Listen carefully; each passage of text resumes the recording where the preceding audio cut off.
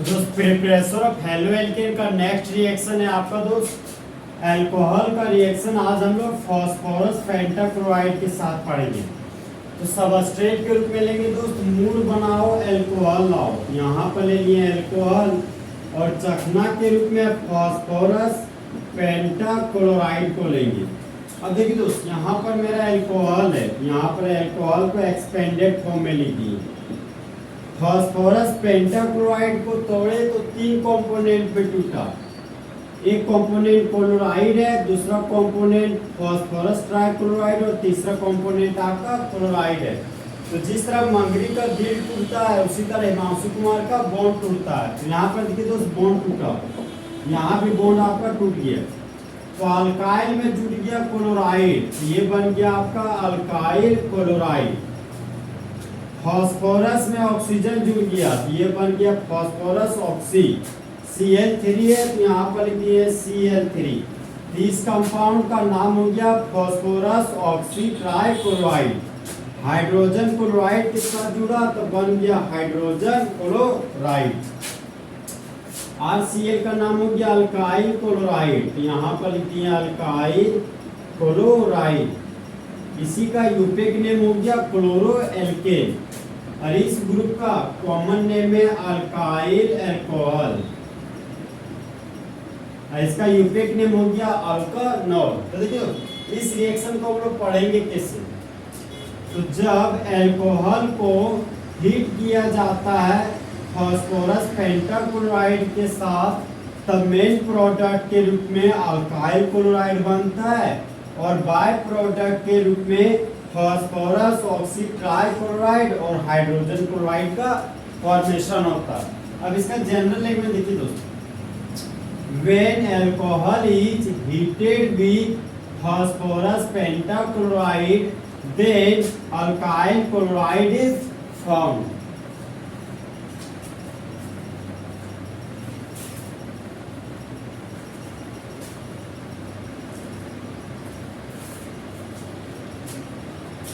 और दोस्त general reaction के एग्जाम्पल पढ़ेंगे।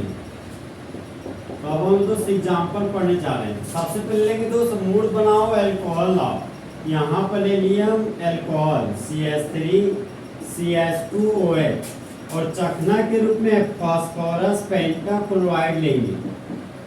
अब देखिए दोस्त, ये आपका हो गया इथाइल अल्कोहल। इस कंपाउंड का नाम है इथाइल अल्कोहल। इथाइल अल्कोहल को हम लोग लिख सकते हैं CH3 CH2 single bond OH।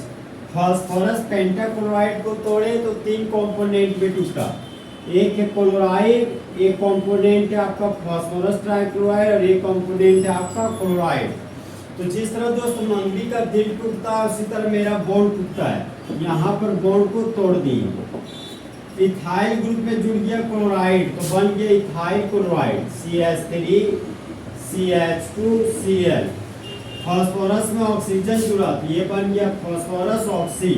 Cl3 है तो यहाँ पर लिख दिया Cl3। इसका नाम हो गया phosphorus oxy trichloride. Hydrogen chloride के साथ जुड़ा तो बन गया हाइड्रोजन क्लोराइड। इस कंपाउंड का कॉमन नेम है इथाइल क्लोराइड। यहाँ पर लिखिए हम इथाइल क्लोराइड। देखिए इस रिएक्शन को हम पढ़ेंगे कैसे। जब इथाइल अल्कोहल को हीट करते हैं फास्फोरस पेंटाक्लोराइड के साथ, तब मेन प्रोडक्ट के रूप में इथाइल क्लोराइड का फॉर्मेशन होता है और बाय प्रोडक्ट के रूप में फास्फोरस ऑक्सी ट्राइक्लोराइड और हाइड्रोजन क्लोराइड का फॉर्मेशन होता है।